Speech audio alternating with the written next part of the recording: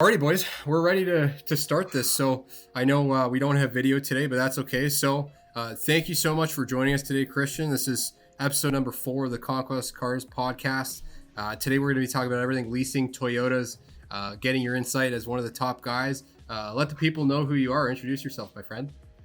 My name is Christian Febel, and I've been with Georgetown Toyota since, December 1996. So coming up to a quarter of a century. I joined with the Wood family when they took over in Georgetown, and when I started, they were doing 114 new vehicles a year. Last 2 years, we became a Division 1 store, which means tell the people. So Division 1 means you are one of the top stores in Canada for volume of new vehicles. So that we crested over the 1,600 mark of new vehicles, and it's a long road getting there, but it's been a great road. And again, when you said about leasing, I'm one of the people there who actually, that's my bread and butter, is leasing. I've been there for X amount of years, and over 50% of my business is leasing, and it's renewing the leases that helps feed our used car market, as well as helps people out with their monthly payments and still needing a bigger vehicle, which over the last 25 years has become much more expensive than what they were when I started. Absolutely. Wow. Okay. And hey, Nick, don't forget to introduce yourself and let the people know who you're not sponsored by. Don't forget. I'm Nick from Conquest Cars as well, and we thank you, Christian Febel, for coming on board. We really appreciate this. We wanted to ask an expert, and you're our guy. So we thank you for coming on, and it's going to be a ton of fun. And anything that I mentioned during the whole show, I'm not sponsored. So okay. I might slip here and there, but I'm not sponsored. Yeah, so. Absolutely. So hey, let's get into it. I want to cut through the noise. So Christian, you're a working man. You're busy in the dealership. This is a question I got the other day, and I want to hear an answer from you. Sure. On the topic of leasing, I had a customer come in, and I was telling them that obviously based on their scenario, 0% financing isn't necessarily a better option for them if they only want to keep the car for 4 years and lease. They turn around and say, but it's 2.9%. I'm getting a better deal on 0%. So in your eyes, for the consumers that are listening, why is a deal, or a lease at 2.9%? In what cases is it better than, finance at 0%? In what case is that going to be better for a customer based on kind of who they are and what they need? Oh my gosh. Well, first of all, depending on the brand you're with, you don't ever have to. How long did you say they were going to keep the car? 4 years. Hello? 4 years. Hey, first of all, you're not paying all the taxes. Wow. So if your residual's at 50%, you only pay on 50%. Yeah. So there's your first biggest thing right there. So that, X amount of dollars showed against the cost of borrowing in savings, especially at 2.9% over a longer term. Especially, you know what I mean? Like, that's a huge savings there. 2.9% on leasing is a cost of borrowing of say $2,600 to $3,000, and the vehicle's $30,000. You're already saving $1,600 right there. So now your cost of borrowing is down to $1,600. Yeah. Second of all, you're not going to worry about the depreciation. So if you're only keeping it 4 years, and I set my lease up tailored to your driving habits, such as mileage, maybe even shorter time frame. If you need to get out earlier, say at the 3.5-year mark, I'm probably looking for a car like that for my used car lot, and will pay you as much as possible, because getting used cars at the doors is going outside the dealership to get a used car now is very expensive. Okay, so that you just killed the question right there. You closed the chapter on that. So that's what a lot of people don't realize. The 2.9%, although you're not getting zero, you're saving so much money in tax that it just completely outweighs it. But talk to me. This is another question we get all the time. What do you think about daily rentals? Would you put your kids or your wife in a daily rental? How do you know if it's good or bad? Okay. So I am not the biggest fan of daily rentals. Why? Straight up. And here's why. One, I cannot see the history. They are all self-insured, so I cannot see what happened in a car-proof claim. Now, can I see that a car has been painted? Yes. Can I tell you that something may have been done on this panel? Is it from a scratch? Is it from a collision? I don't know. The history we are not provided, as we are provided history by a consumer who leases a vehicle. Plus, the cost of a daily rental is almost as much as it is new. So take the cost of borrowing for a used car. Let's use 6.99, 5.99 even. And compare that to a lease of a brand new, I'm going to use Corolla. Okay. If a new Corolla is $23,000 plus tax, and a daily rental the same model is $20,000 plus tax, if the payments are even close, the biggest thing you're losing is the wear and tear and the warranty time. Yeah. If someone's put 30, 40,000 K on a vehicle in 5 months, right? Or you don't know how it was driven, nothing like that in a daily rental. Whereas if I leased a car to you for a year and you put 30, 40,000 K on it, Yeah. I have more confidence in it because I know who it was. Yeah. Absolutely. Right, because Christian too. Also, you can find out service history on a car that's been leased or financed versus a rental. Right, you only have to assume that the rental company has looked after the car, maintained Like it, oil changes, things like that. Right, so that's those cars have to be maintained to some limit, but they are the minimum. Right. Like they are not putting anything into that car if they don't have to. And with service intervals being stretched out now, they're doing less and less. Okay, so I got a question. So let's just say I'm a consumer and for whatever reason, I'm okay with everything. That daily rental looks good. How can I know, and this is true I guess for any used car, is there an easy way for me to identify as a consumer or a tool that I can use to tell if that car was repainted or got in an accident? Like where should I be looking? What are the biggest signs? Well, okay. So first off, if the dealer you're with has a paint meter, yeah, okay, you can ask them to walk around the vehicle with you. Most paint depths are anywhere from 5 to 6 mil. Okay. One of the biggest key things, if you go from one panel to another panel, and it goes that 5 to 6 mil to 10 to 15 mil, and the panel beside that is different again. Because we're as humans, we can't paint like machines and be even. Okay. That is one of the biggest things. Second thing is, if you pop the hood, door, anything like that, and you see rough paint to smooth paint. So meaning that the vehicle was taped off and wasn't finished the same. Gotcha. Okay. Right? If you look at weather stripping, if you look at parts under the car, if they've got color to them, which most of us know underneath the car is pretty much black. So if you got a white car and the springs are white, chances are something has happened. There's multiple ways to look, but most dealers will tell you straight up. I know if I got a daily rental right now in a Camry, and I have the exact same one sitting beside it in the exact same color. And if you take a look at the door compared to the exact door in the other one, they look totally different. Really? And that is because of the finish on it. So as people in the car business, we hear things called orange peel. Well, orange peel is the way the paint looks when you catch it on an angle. Little dimples and what an orange peel looks like. Absolutely. Well, that shows up throughout the paint if it isn't finished and baked properly. It doesn't look factory. And when people are looking at used, they need to take their time and walk around the car. As sales guys, we're like, okay, you want to drive it? Well, don't hesitate to stop us and say, we want to look at the vehicle inside and out. That's not a problem. If it is a problem for a guy, then maybe he's not the guy you should be dealing with. Right. That's interesting. So, hey, I want to toot your horn for a sec. So, obviously, when dealerships were on lockdown, well aware, you were hammering out a bunch of cars while these dealerships were closed. Yes. So, question for you: how comfortable, or do you think there's a good way for consumers to buy a used car online without necessarily seeing it in person? Like, how did you navigate that, Christian? So what I did is, people would call me and say, I'm interested in this car and things like that. And the first thing I told them is what our guidelines, what we had to operate under at that time. So as you know, when this first opened, we couldn't see anybody. So I went to them with gloves on. And when I left the vehicle, I wiped it down with, your Lysol wipes, made sure there was a steering wheel hold cover if they needed it, things like that. But again, I went to them.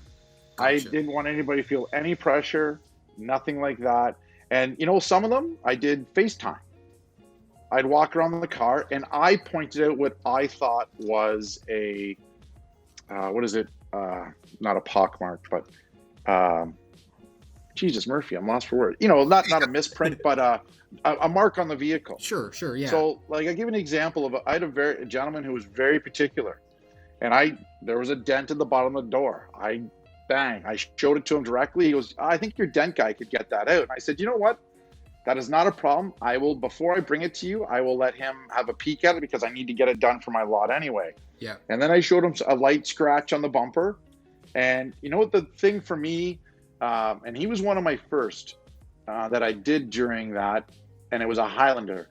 And you know, one of the best things is that what I thought was a mark that might have affected my opinion of it didn't affect his at all. Really? So because I disclosed it up front and said, I'm not sure I can get that dent out. He says, well, try. Yeah. And I was not able to get it out. Like and Nicholas, our dent guy, he's pretty good. Yep. And he couldn't get it out, and he was straight up. And so I phoned the guy right. I said, I cannot do anything on that dent. He doesn't want to risk cracking the paint. And he says, okay, no problem. Appreciate it. I still want the car. And went out and showed it, and he had money ready, and that was it. Yeah, go ahead, Nick. Well, sorry, I think too, though, Christian, you're right. When you're fully transparent with people and you're showing them everything, and they see that you're doing your best, people are satisfied from that, right? I truly believe that. When you start hiding things, then they start looking for things, right? And it just starts ruining your credibility. So, kudos to that. You absolutely point everything out, especially in these times. You're their eyes. Right, you're the eyes. You're the guy. You're going to walk around the car. You're going to notice, whether there's a split in the seats, or there's a scratch in the hood, or whatever the case may be. If you're their eyes and you're doing a great job, people are going to appreciate that, and they're going to move forward. Where I learned about it though is that because I do lease inspections. Right. So these are all things that I would look for during lease inspections on the exterior of a car. Interior, same thing. Like you said, split seats or whatever. Like things I have to disclose to Toyota would be the same thing they're going to disclose to a guest. Gotcha. Yeah. Excellent. So, hey boys, just so you know, I cut the video. I think this conversation is already so interesting. I just don't want it taken away because I hear the thing beeping at us. But I got another good question. These are all phenomenal answers, and I want to just keep hammering you with them. So this is another question I got the other day. So leather versus leatherette. Are we talking pants or cars? Yeah. And I'm not sponsored. I'm not sponsored by Leatherette. Just so everybody knows.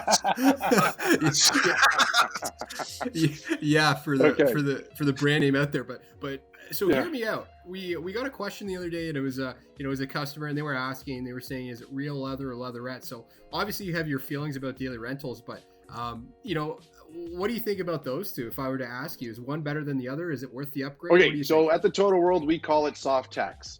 Okay. So it all depends. For me, I want my personal opinion. I prefer leather. Why is that? For me, it seems more comfortable. But I'm not in cars long enough to see how it wears. So I see cars come back, and please don't take this the wrong way, most people who have leather in their cars seem to maintain it different. Oh, maintain. Okay. Interesting. Now, but I'm not saying anything about leatherette people because it's the same way. It's from cloth to those two materials. There is a difference, seems to be a difference in how they take care of the cars a bit. Gotcha. That's interesting. All right. Now, here's my thing about soft tex to me. They say that breeze. Now, I like to consider myself a bit of an athlete, still at my old age.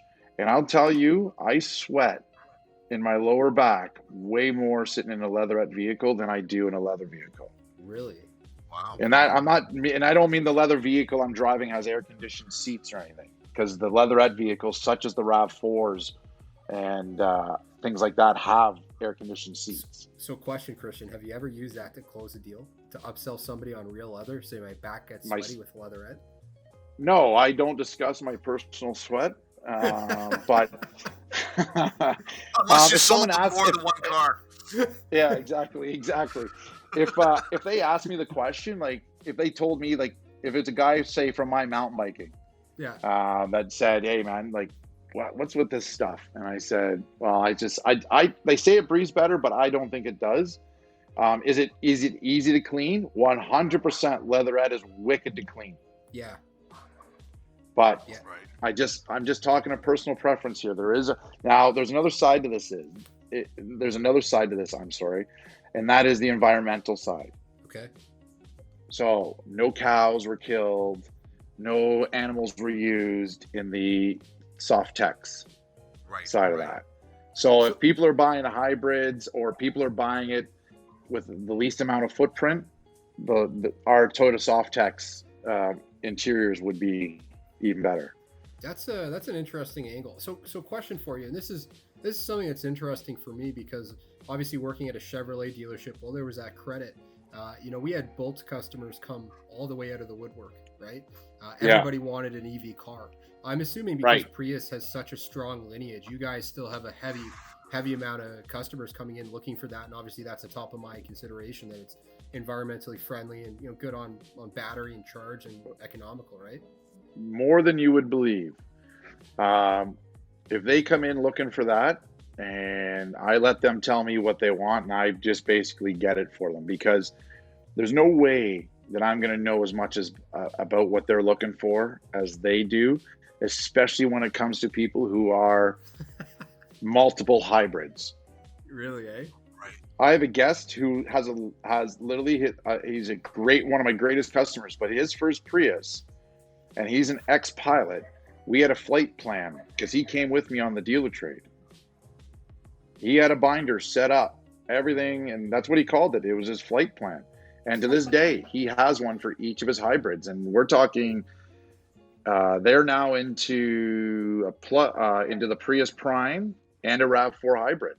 And give you an example, he had a Tundra just to pull a boat and cottage stuff. He got a RAV4 hybrid and saved as much gas from going from his Tundra to that it covered his monthly payment by letting his Tundra sit for only when he needs it. Okay, so here's a question. Mm-hmm. I'm keeping the car for 4 years. Let's just say we're talking about a RAV4. I'm keeping it for 4 years. Hybrid or gas? See, therein lies the rub, right? No, Toyotas, not anymore. Really? So Toyotas have excellent resale value. We'll get that out of the way. But are you better off? Like, if you have to be put on wait list, is it worth waiting around for a hybrid? Are you going to pay off the difference? If it's me, I'm buying a RAV4 hybrid. Really? Okay. Is it so? It's here's worth getting why. Your name on a wait list? Oh, 100%. First of all, if you can't wait and you have to go to something else, I'll take it. I'll sell it in a second. Gotcha. Nice. So everybody order one. Everybody order one so I can get inventory. Second of all, the price is so close now between a gas and a hybrid RAV4, and you know what? To throw it out there, the Highlander's right there now. Really, eh? The prices are so close that, especially on the RAV4, from experience I've seen, you are going to save that price difference probably on a normal person in 2 years. Yeah, no kidding. So the next 2 years become bonus. It's a more powerful vehicle. It's a quieter ride. There's no feature difference except the hybrid gets a cool package called the XSE, which is a two-tone, sportier looking vehicle to me. Right. Okay, so let's talk about 5 years from now. This is a question that I always try and wrap my head around. You have the Teslafication of the world, where you buy this car on order, you get what you pay for. I think the expectations are pretty in line with what you're getting, but soon enough you're going to have a market, and 4 or 5 years down the line in used cars, there's going to be a lot of, now all of a sudden, variants. Like right now the biggest picking is, I want one with the V4 versus the V6. Now all of a sudden you're going to have the options of the V4, the V6, and the hybrid and the full electric. Do EVs or hybrids retain more value in the market? Are they more of a risk for a buyer? Like what are your thoughts? I don't see the hybrid. Does it retain more value as per MSRP percentage? I gotta say it's probably even, and it might actually be higher. With the prices becoming closer and closer, yeah, I think it's going to go up because these hybrids are going to be the fuel savers. Gotcha. And once in 4 or 5 years, don't forget, we can't produce these the same as we can a gas car. Getting the amount of batteries we need to do this is not easy. Yeah. Right. And as you can see through our lineup changing to more and more hybrid, it's going to get harder and harder. I believe the hybrids are going to start. You're going to start seeing them retain more black book value, 100%. Yeah, but you're also seeing that Toyota and a bunch of other manufacturers. I mean, even their full gasoline vehicles. I mean, every year they're getting better and better. Liters per 100K. With the less emissions and things like that. So, I believe, I mean, going back to that, it comes down to preference too, right, Christian? I mean, right. Like some people still have a trouble just when I mention a hybrid to them. They're like, no, it's not for me. Why isn't it for you? And most of them can't. Most of them can't answer the question except that, oh, my friend had a hybrid and it wasn't good. Well, what did he have? Right? Like that. Like people don't even like. You got to get down that wall, especially. And please, again, I'm not trying to offend anybody, but people who have been driving V6s for 40 years are going to have a hard time dropping to a 4-cylinder, let alone a hybrid. True. I love that, Nick. That was good timing there. What was that? The violin, the death of the V6. Yeah, death of the V6. Christian. Listen, it is the death of the V6. Like, what do we sell in Camry XLE V6s in Avalon a year? 10, right? At the most. Okay, so right. Talking about the RAV4 Prime, can you get us excited about that? Is it going to be? Oh, I can't wait for that one. You said you're at like a tier 1 store. You guys sell a lot of cars. How many of those are you guys going to get? Are they all spoken for? Can you still order one? What's the wait list? Well, I have a list of 40 people for myself. Okay. And the rumor is we're going to see 4 in one calendar year. Are you serious? Yeah. Wow. You're going to let down a lot of people. We are going to let down. That's the problem. And again, it comes down to getting batteries. This car, the only car that is faster than this RAV4 in our lineup is the Supra. Wow. I'm not kidding you. This car wait for those commercials, eh? Those are going to be good commercials. Oh my gosh. I cannot. This car, is going to be phenomenal. If it is like the Prius Prime at all for the savings in fuel, and if they price it in the right market with that, and it gets the rebate, it is going to be crazy. Because the Prius Prime, the buyer who wants the Prius Prime knows the Prime. And I'll give you an example. We had a gentleman go 25,000 kilometers on $250 in gas in a Prius Prime. Are you kidding me? That is 1 year. So that is 1 liter per 100 kilometers he averaged. That's 1 calendar year. He came back and just took another one. Wow. So how much range do you get before you got to charge it again, Christian, on the Prius Prime? Okay, they say 40K. All right, but that depends on weight. I'm talking the Prius Prime, by the way. The RAV4 is supposedly going to be 60. Okay. Right. But that depends on weight. Depends on your drive habits. It depends on, are you running air conditioning, defrost at full tilt? Are you running, have you got the car loaded up to go to, Mount Everest? Right. Yeah, they take a lot of things into consideration, because I was talking with Nick about that before in the podcast, and that, basically when they're doing these tests, I mean, they have a guy that's 120 pounds. They only have one seat in the car. They're going around. Legs are shaved, haircut. I mean, going around in a climate-controlled track, to put out these numbers. I'm sure they do something along that line to get the ultimate results. And I'm sure there's some on-road tests, but that have been done secretly. But it's you got people who live out west, and you have the people who live, north, where it's extremely, like Winnipeg, and where it's extremely cold in the winter. And I'm sure they've tested it because that's Toyota by nature. Test. That's why, everybody jumps on these things in the market, and Toyota's never been one of them. Now, saying that, with the launch of a few of our new vehicles and our commitment to try to get to a complete hybrid lineup by 2024, you're going to see our Prius has probably been the test for the last 20 years. Right. for all these new vehicles. Wow. That's Wow. So let's talk about the new Venza. That's going to be a Yeah. hybrid. That's going to be Yeah. a hybrid. Are they all going to be hybrids? Are you going to Only hybrid. Wow. But do you think they're still going to be under the same allocation problem? You're going to get like 4 or 5 a year, or do you think they're going to No. We'll be getting more than that for that. This is not a prime. Okay. It is not a plug-in.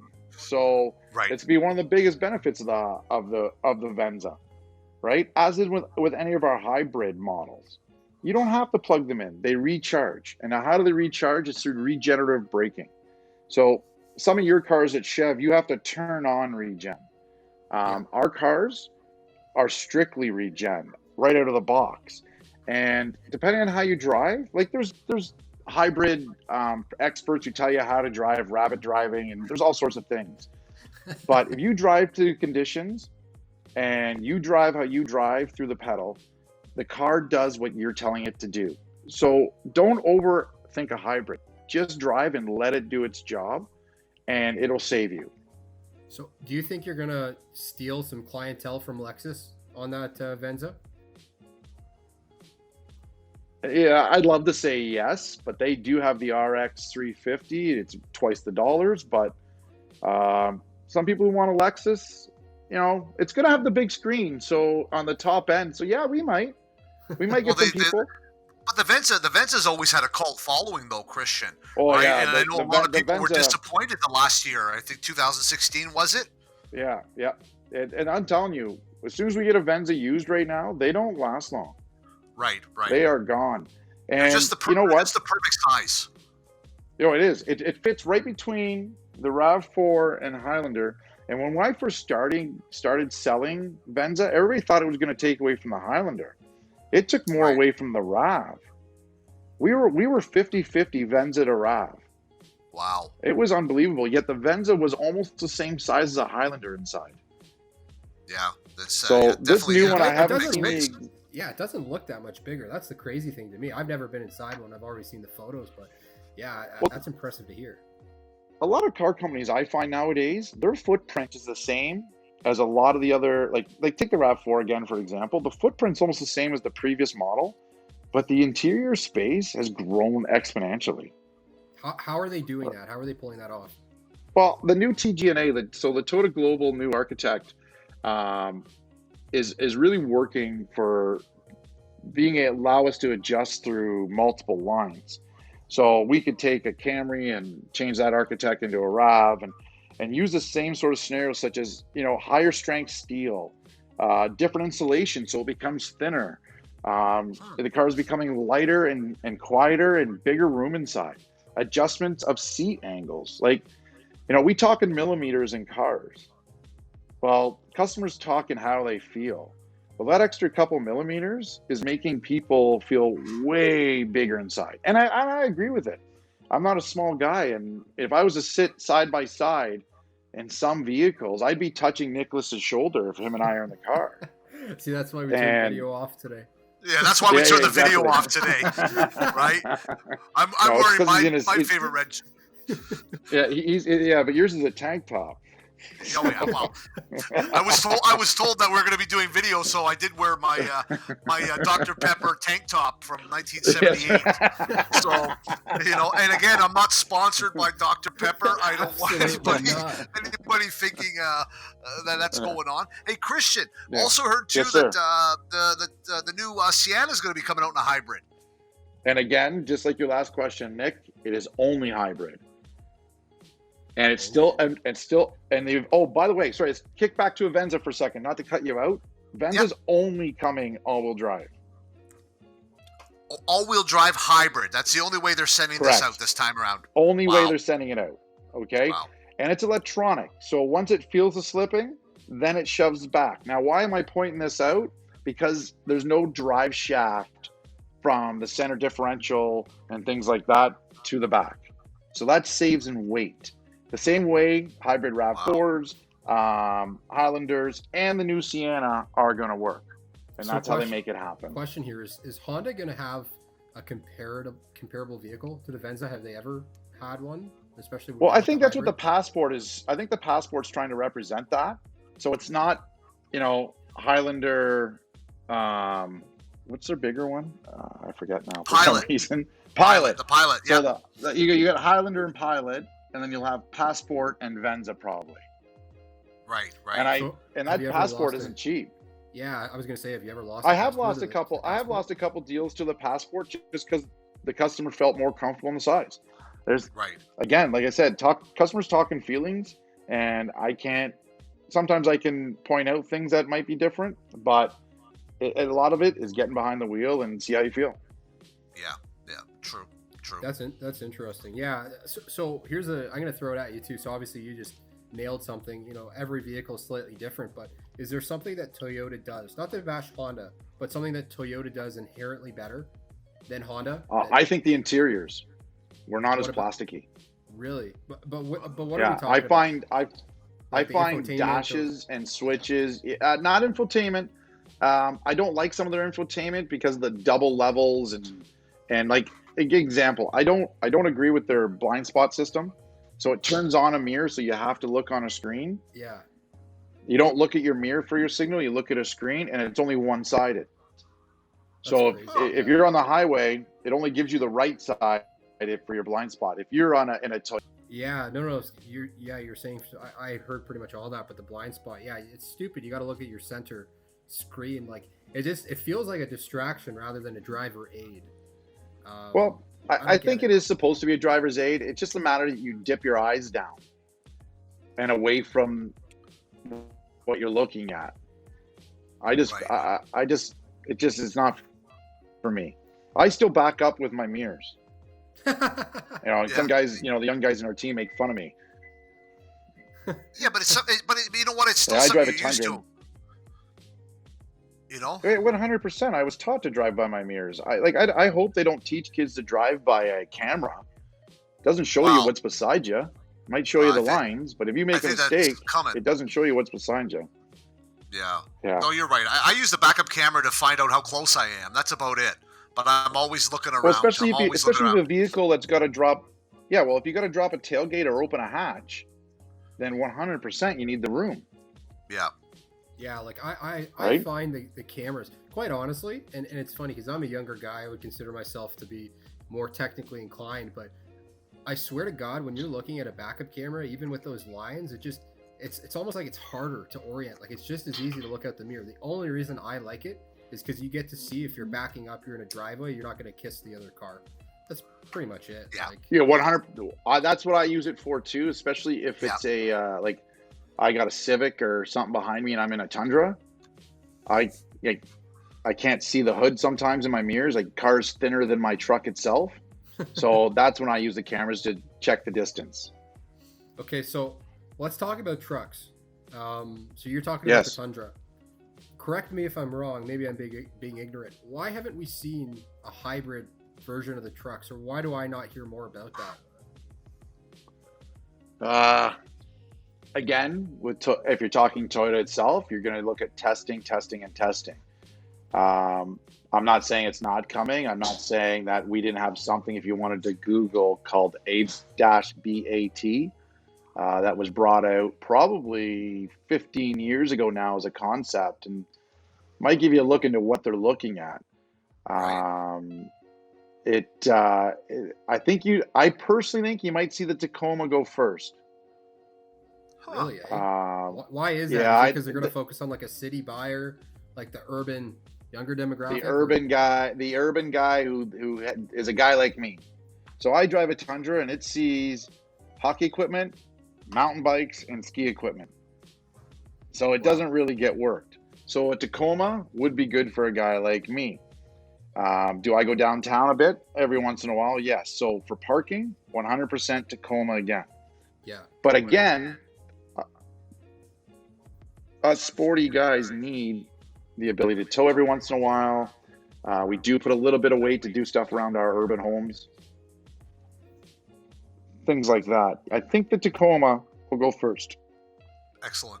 Yeah, because they changed the Tacoma from a 4-liter to that 3.5, right? So they're obviously focusing on fuel economy, right. Christian, right? Yeah. So they could definitely Which we haven't done in the dabble with Tundra that. yet. and Right. I stress yet. So Okay, that's interesting.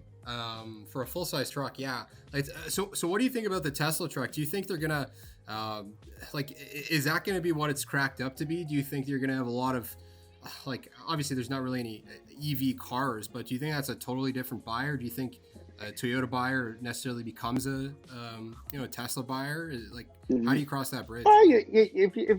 if you've got a RAV4 Highlander person who's towing a trailer who wants to see maybe what they like a truck and they have the cash, that truck can't be cheap.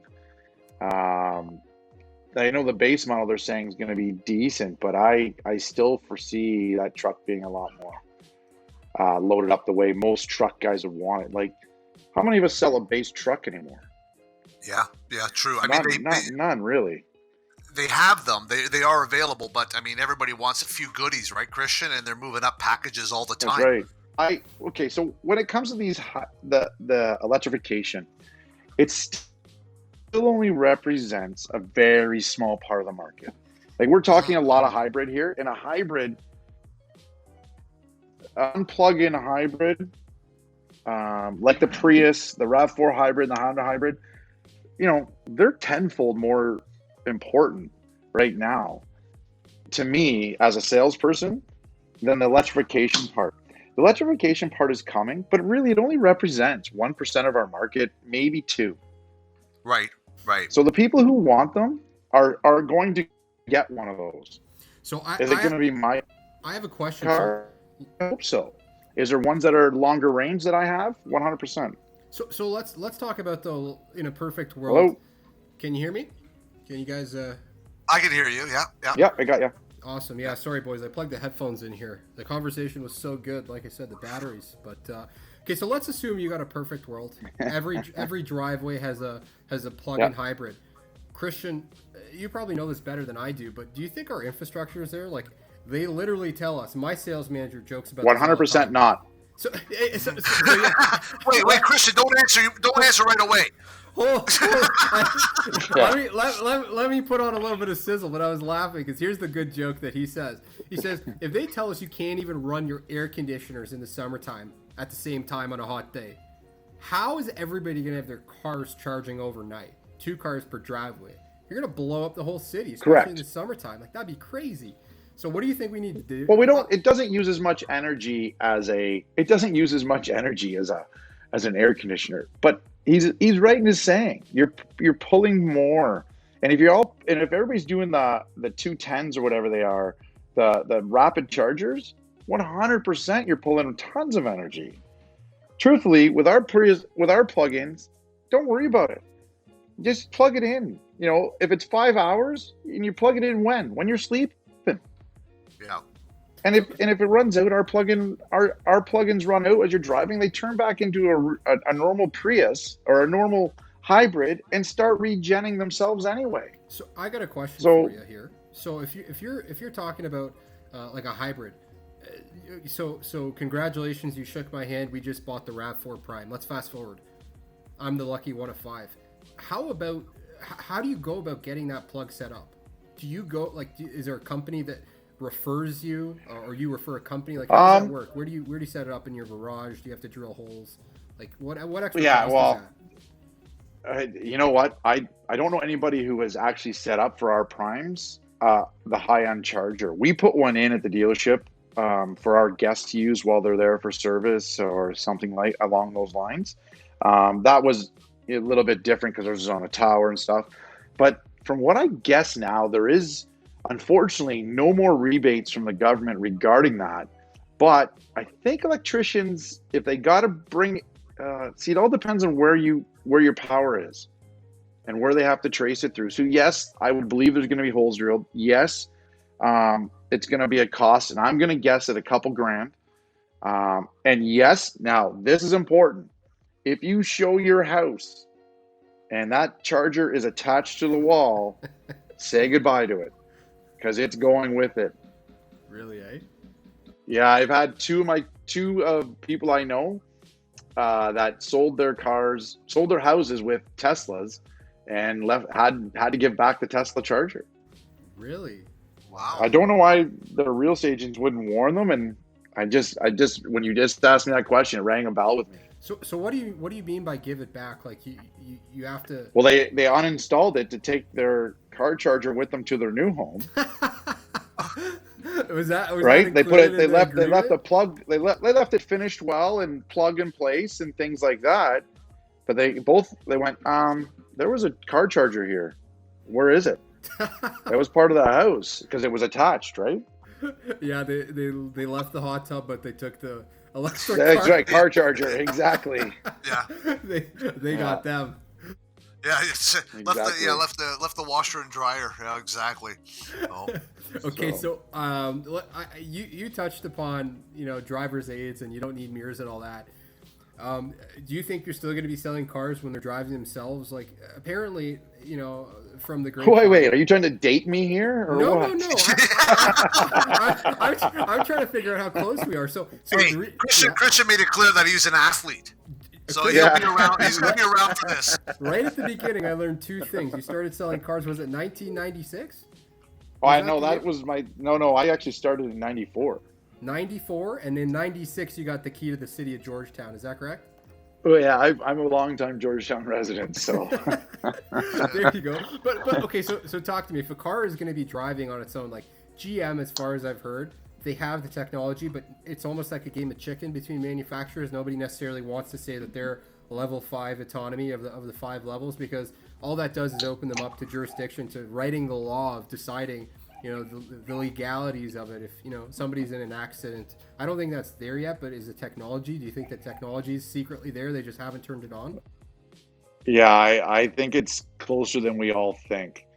I think it's coming quickly. I think you're right. Manufacturers are playing chicken, and let's go back a couple of years when it was big in the news. The cars that were causing accidents are autonomous cars, Right. because computers don't see a gray area. They have black and white rules, and the rules are written by our laws. Well, you tell me who drives by our laws on the 401 or entering the So 401. true. Yeah. Right.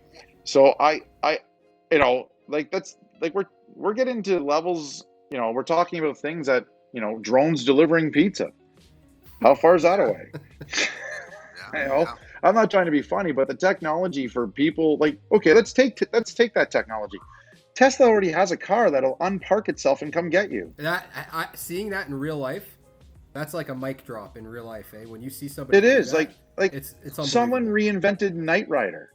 Now you might be too young for that, but I know. There's a guy hey, named Kip. Is that? Kit.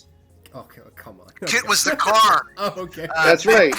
Yeah. Kit was the car. That's all right. That's all Who right. is this guy, Christian? Who is this guy? I don't know, man. Like, Sonic the Hedgehog. We got to start talking to him about Sonic the Hedgehog. But wait, exactly. what car was Knight Rider? What car was Knight Rider? What brand was it, or was there a brand?